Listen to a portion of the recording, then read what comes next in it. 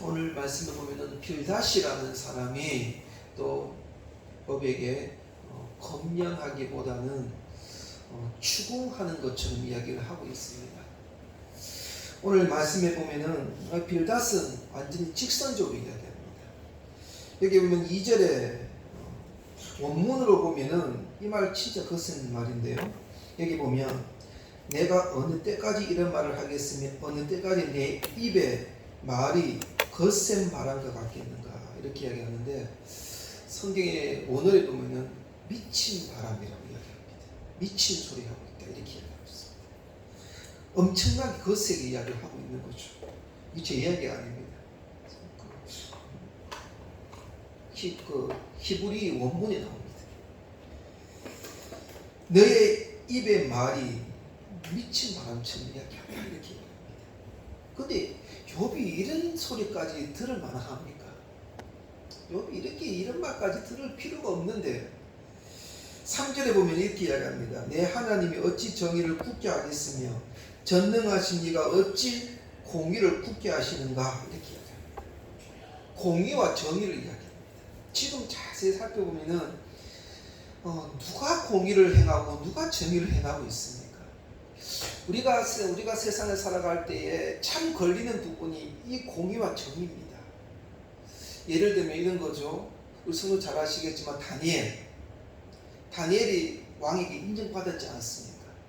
너무나 왕이 다니엘을 크게 사랑했습니다. 근데 옆에 있는 신하들이 화가 난 겁니다. 그래서 어떻게 합니까? 금령을 내려서 왕 외에 절대 다른 신에 지나지 마라, 이렇게 금령으로 선포하라, 이렇게 도장을 찍어버렸죠.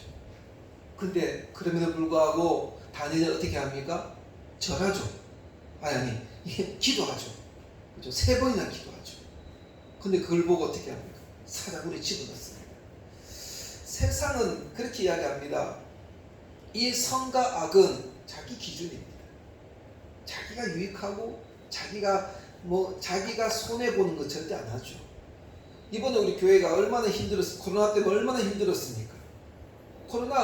물론 교회에서 코로나 환자가 발생했습니다. 그런데 식당이나 디스코텍이나 이런 데가 더 많이 발생했거든요. 그들은 뭐라고 이야기해요? 교회에서 많이 나온다, 이거죠. 그들만의 선과 악을 이야기하고 있는 겁니다. 얼마나 교회에 핍박을 많이 받았어요. 교회에 뭔가 코로나 조금 나오면 야단 나지 않았습니까? 매스컴에 터뜨려가지고 교회를 중리산이라고 이렇게 만들고 있죠. 그게 저들만의 공의와 정의라고 이야기하고 있습니다. 이거 공의와 정의는 오직 하나님만의 공의와 정의를 선포할 수 있는 분이지 사람이 절대 공의와 정의를 선포할 수가 없습니다. 법도요, 우리 법도 어디서 나온지 아십니까? 십계명에서 나왔습니다. 법은 제 아는 우리 친구가 법을 공부하는데요, 이 법이 십계명에서 십출애굽에 나오는 그 십계명을 가지고 공부한다고 합니다. 저는 놀랐습니다. 법은 하나님에서 나왔습니다. 그래서 지금 공의와 정의를 이 빌닷이 공의와 정의, 누가 정의를 안 하는 거 합니까? 지금 어떻게 보면 욥이 공의와 정의를 바라보며 살아가고 있습니다. 어떻게 우리가 알 수가 있습니까? 제가 한번 읽어드리겠습니다. 우리가 1장 21절에 보면은 이렇게 선포하고 있어요. 제가 읽어드리겠습니다. 1장 21절에 여기서 1장 20절 이르시되 내가 모태에서 알몸으로 나와사온즉 또 한 알몸이 그리로 돌아가올지라 주신 이도 여호와시요 거두신 이도 여호와시오니 여호와의 이름을 찬송을 받으실지니이다, 이렇게 이야기하죠. 여호와 이름을 찬송, 이게 공의와 정의를 행하는 모습 아니겠습니까? 근데 지금 빌닷은 이게 자꾸 이 욥에게 뭐라고 이야기하고 있습니까? 뒤에 한번 보면은 정말 가관입니다. 4절에 보면 내 자녀들이 주께 죄를 지었으므로 주께서 그들을 그 죄에서 풀어주셨나이다. 소명 잘 보십시오. 제가 한번 소명 다시 읽어드리겠습니다. 1장 5절을 읽어드리겠습니다. 그래서 1장 5절에 보면 이렇게 이야기합니다. 1장 5절에 그들이 차례대로 잔치를 끝내며 욥이 그들을 불러다가 성결하게 하되 아침에 일어나서 그들의 명수대로 번제를 드렸으니 이는 욥이 말하기를 혹시 내 아들들이 죄를 범하여 마음으로 하나님을 욕되게 하였을까 함이라. 욥의 행위는 항상 이러했다 이렇게 이야기합니다. 무슨 아시겠죠? 그런데 빌닷을 보십시오. 빌닷은 뭐라고 이야기합니까? 내 자녀들이 주께 죄를 지었다. 주께서 그들을 그 죄를 벌어주셨다. 여기 보면은 항상이라는 말을 합니다. 항상 그랬다는 겁니다. 항상 예배로 주님 앞에 영광 돌리며 살았어요. 이 번제는요, 태워서 죽이는 겁니다. 이게 나중에는 예수 그리스도를 의미하는 건데, 항상 예배 드렸습니다. 자녀와 함께 늘 예배 드렸다는 거예요. 예배 드리는 자는 빗나가지 않습니다. 예배 드리는 자는 바르게 삽니다. 예배 드리는 자는 하나님의 공의와 정의를 붙들며 살아갑니다. 근데 빌닷은 계속 이렇게 이야기를 하고 있습니다. 그런데 5절 6절 다시 한번 볼까요? 내가 만일 하나님을 찾으며 전능하신 이에게 간구하고 또 청결하고 정직하며 반드시 너를 돌보시고 내 의로운 초소를 평안하게 하실 것이다. 자, 이 한 구절만 딱 끝내면 좋은 말이죠. 당연히 그렇죠. 하나님 찾으시면 전능하신 이에게 간구하면 청결하게 합니다.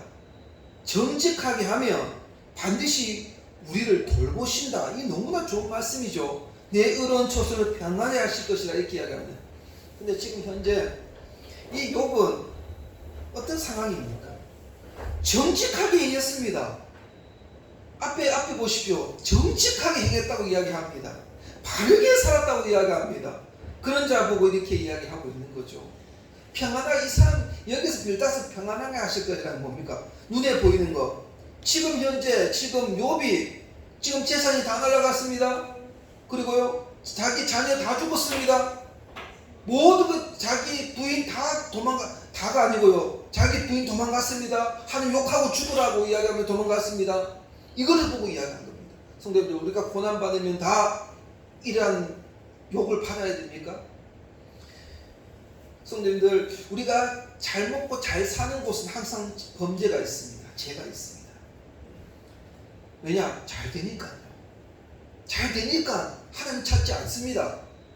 그런데 어떻게 보면 이 욥은요, 뭐 말은 그래요. 내가 태어났어. 내가 왜 태어났는가? 솔직히 우리 성도님들 기도하면서 그러잖아요. 하나님 앞에 저도 그래요. 너무 힘들고 그러면 하나님 왜 나를 목사로 세웠습니까? 왜 나를 세웠습니까? 이렇게 할 때가 있잖아요. 그건 마찬가지입니다. 그분은 하나님의 신실하신가, 하나님의 인도하신 분명히 깨닫고 있었어요. 부모님 그 마음에 알고 있었어요. 그렇지만 내 마음에는 참 힘든 거예요. 좌절 속에서 아픔 속에 사니까 너무 힘든 거예요. 주님 앞에 토로하는 거예요. 그것도 모르고 지금 이 빌닷은 내 꼴하지 마라, 내 행동하는 거 봐라, 내 모습 봐라, 그러면은 간구해라, 열심히 해라, 그러면 내 삶이 형통한다, 이렇게 이야기하는 거죠. 끝으로요, 7절에 내 시작은 미약하였으나 내 나중은 심히 참되, 이 말씀을 딱 떼놓으면요 참 좋은 말이에요. 우리 성도님 집에 이 말 정말 많이 적혀져 있습니다. 이 말은 정말 좋아요. 내 시작은 미약했으나 내 나중은, 참 내가 연약하지만 하나님의 은혜 가운데 참되게 된다. 이 말은 정말 좋은 말씀입니다. 그런데 여기서는 그 말이 좋은 말이 아닙니다. 제 말은 무슨 말인지 아시겠죠? 그 말씀 딱 보고 저 목사님이 저 말했는데 안 좋은 말인데, 그 말 아닙니다.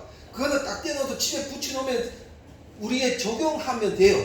근데 여기서는 이 빌닷은 좋은 말로 이야기한 것이 아닙니다. 여기 보면 내 시작은 미약하였으나 너 죄 때문에 미약했다, 이 말입니다. 내 나중은 심히 창대. 심히 창대하는 말은 회개해야 된다. 내 죄 때문에 이런 죄를 짓고 있는 거다. 그래서 너는 회개해야 된다, 이렇게 이야기를 하고 있는 거죠. 물론 인간은 모든 사람 태어나면 죄가 있죠. 그런데 지금 상황이 그래 맞지 않는 겁니다. 어떻게 보면 이때 욥은 위로해주고 격려해주고 그럴 때입니다.